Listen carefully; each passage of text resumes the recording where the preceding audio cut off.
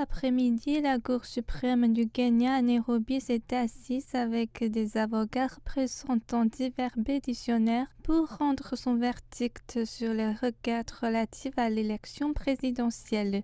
En un peu moins d'une heure, la juge en chef du Kenya, Martha Koome, a lu le verdict qui a confirmé l'élection de William Ruto à la présidence.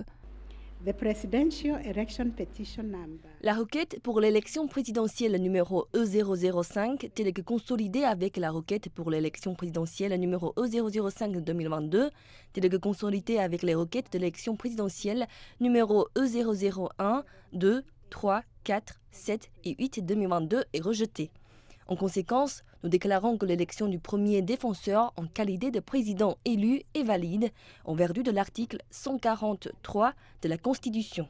Le chef de l'opposition Raila Odinga, qui est arrivé en deuxième position de l'élection, avait fait valoir aux côtés d'autres pétitionnaires qu'il y avait eu des irrégularités dans la manière dont la commission électorale avait mené son exercice.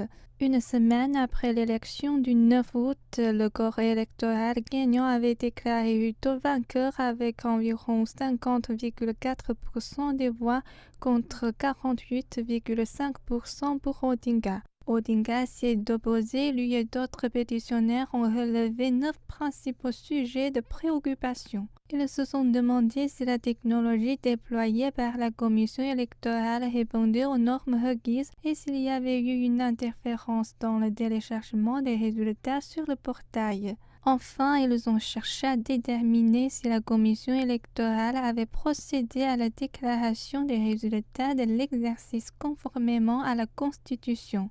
La formation de cette juge a statué à l'unanimité que l'élection présidentielle du 9 août s'était effectivement déroulée conformément à la loi. Elle a fait valoir qu'il n'y avait aucune preuve crédible que le système de transmission du vote électronique avait été altéré par un intermédiaire comme cela aurait été allégué. La magistrature a également conclu que Ruto avait atteint le palier constitutionnel de recueillir 50% plus un des suffrages exprimés. Elle a donc confirmé l'élection de Ruto. Nous tenons à remercier Dieu pour la décision unanime du juge de la Cour suprême et de la Cour de justice. Cela permet aux Kenyans d'aller de l'avant. Et nous voulons dire aux Kenyans que le gouvernement de Kenyan Kwanza ne gouvernera pas seulement pour les partisans de Kenyan Kwanza, c'est un gouvernement pour tous les Kenyans.